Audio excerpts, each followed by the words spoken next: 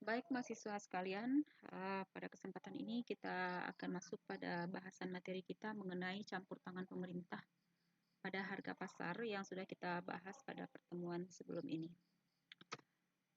Secara umum, harga pasar suatu barang biasanya itu terjadi melalui interaksi kekuatan tawar-menawar antara penjual dan pembeli.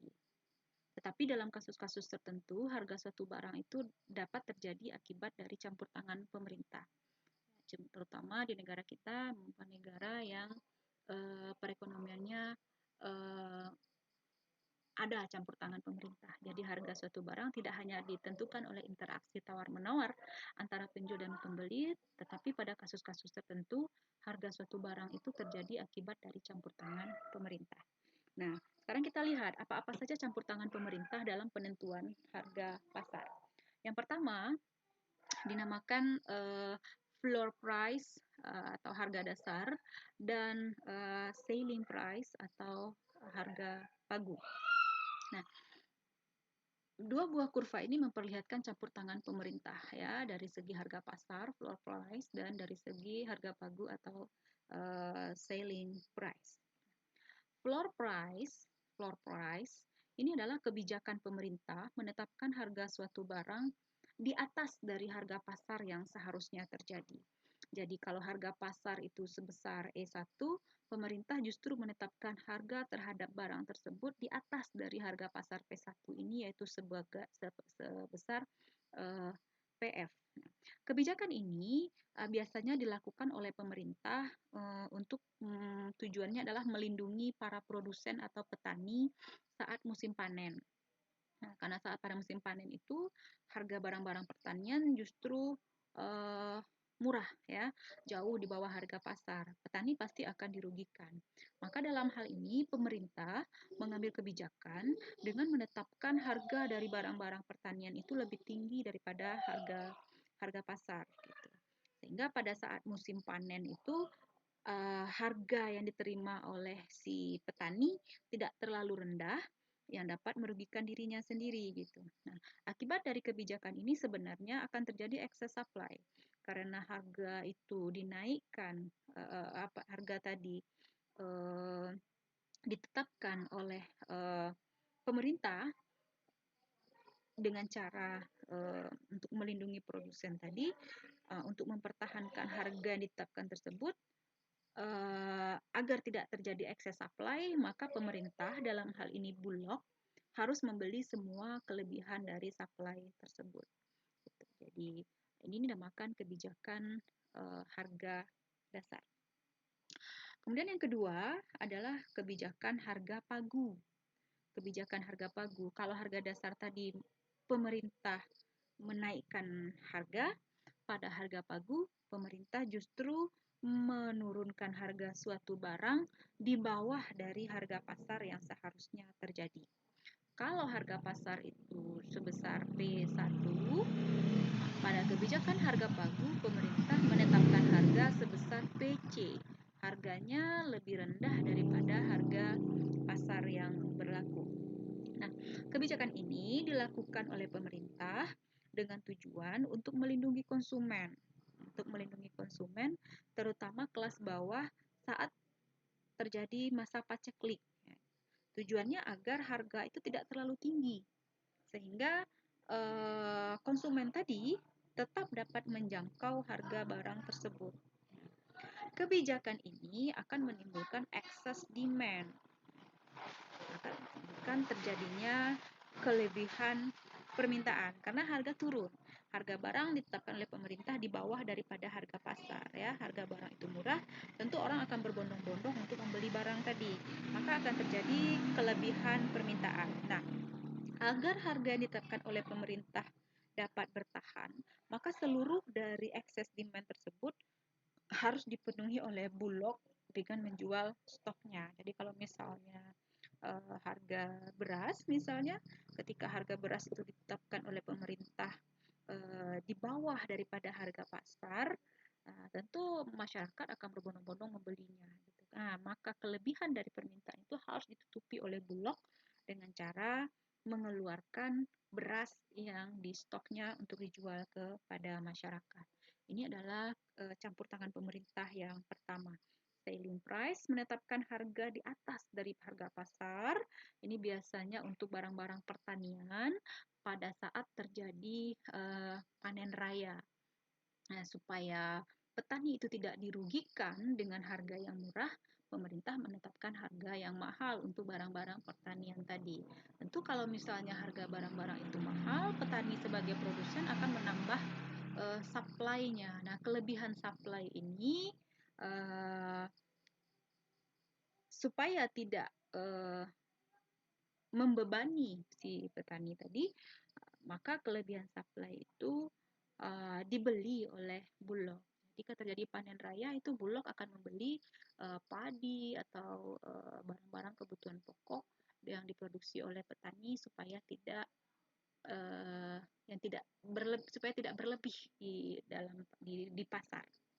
Sementara pada selling price, pemerintah menetapkan harga suatu barang itu di bawah dari harga pasar. Ini justru tujuannya adalah untuk melindungi konsumen, supaya konsumen pada masa paceklik tidak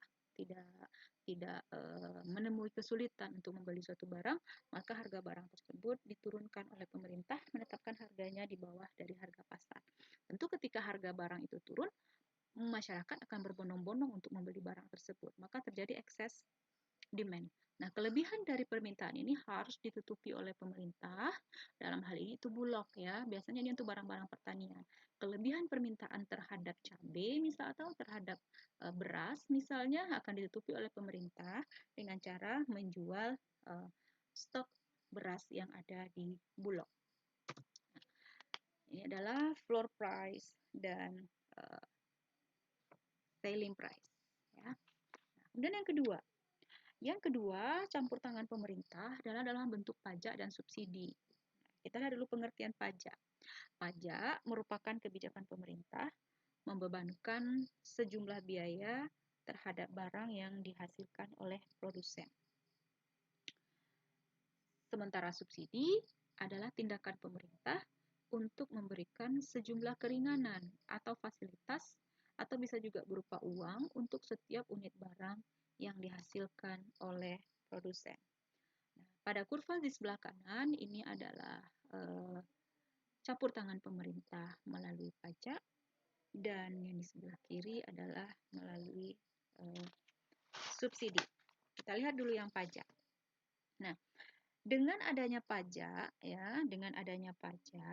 maka biaya yang harus ditanggung oleh produsen akan semakin tinggi. Kemampuannya berproduksi makin berkurang. Kalau sebelumnya dia bisa berproduksi sebesar Q1 dengan harga sebanyak P1, akibat dibebankan pajak terhadap produk yang diproduksi oleh produsen tadi,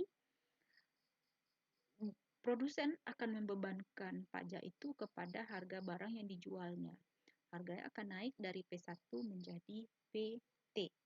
Nah, akibat naiknya harga ini akan menyebabkan kurva penawaran bergeser dari S1 menjadi ST. Nah, akibatnya harga pasar pun akan naik ini kan dari P1 menjadi PT.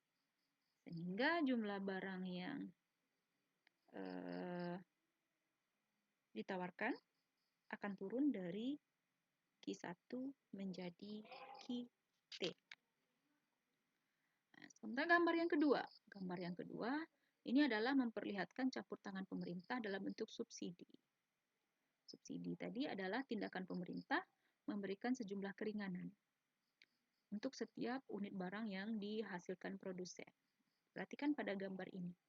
Ketika sebelum barang tadi disubsidi, harganya sebesar P1, jumlah barangnya sebanyak Q1 yang ditawarkan oleh produsen.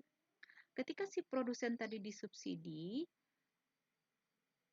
maka mereka akan sangat terbantu sekali, bahkan dia bisa menurunkan harga barang yang diproduksinya menjadi PS. Kalau disubsidi, produsen harganya akan turun yang ditetapkan oleh si produsen. Penurunan harga ini akan menyebabkan kenaikan dari jumlah barang yang ditawarkan. Jadi harga akan bergeser dari P1 ke S dan jumlah barang yang diperjualbelikan akan bertambah dari Q1 menjadi QS. Jadi subsidi yang diberikan oleh pemerintah akan menyebabkan kurva supply bergeser dari S1 ke S2, akibatnya harga turun dari P1 ke P2 dan jumlah barang yang diperjualbelikan naik dari Q1 ke Q2. Yang ketiga, bentuk campur tangan pemerintah dapat dilihat dari teori jaring laba-laba atau Cobweb Theorem. Nah, teori ini perlu dijelaskan dan diperlihatkan dengan kurva. Ini adalah kurva dari teori jaring laba-laba. Nah, bagaimana fluktuasi harga suatu barang dapat terjadi dari waktu ke waktu, terutama ini berlakunya pada komoditi pertanian yang supply-nya itu penawarannya bersifat inelastis serta memerlukan waktu yang cukup lama atau time lag ya untuk menyesuaikan produksi jika terjadi perubahan harga dan permintaannya. Nah, fluktuasi harga ini terjadi secara periodik ya. Fluktuasi harga terjadi secara periodik karena perilaku petani itu yang serentak menanam saat harga mahal. Dan ini tentu akan serentak pula mereka panen. Nah, sehingga nanti harganya akan jatuh. Saat harga jatuh itulah petani mengurangi pula menanam. Kalau harga jatuh, petani mengurangi juga menanam. Sehingga suatu saat nanti barang tersebut menjadi langka. Kemudian harganya naik. Ketika harga tersebut naik, maka dia juga akan meningkatkan produksinya. Dan itu tentu lama proses time lag-nya. Nah, fluktuasi harga tersebutlah dari waktu ke waktu bisa semakin besar jika kurva supply-nya elastis dan akan semakin kecil jika seandainya kurva supply-nya itu inelastis. Maka akan terbentuklah perubahan dari harga barang tadi menyerupai jaring laba-laba. Nah, ini dinamakan teori jaring laba-laba atau cobweb teori. Jadi ada 3 bentuk campur tangan pemerintah, pajak dan subsidi, penetapan harga dasar dan harga pagu, dan dalam bentuk teori jaring laba-laba. Demikianlah bahasan untuk kali ini. Atas perhatiannya, terima kasih.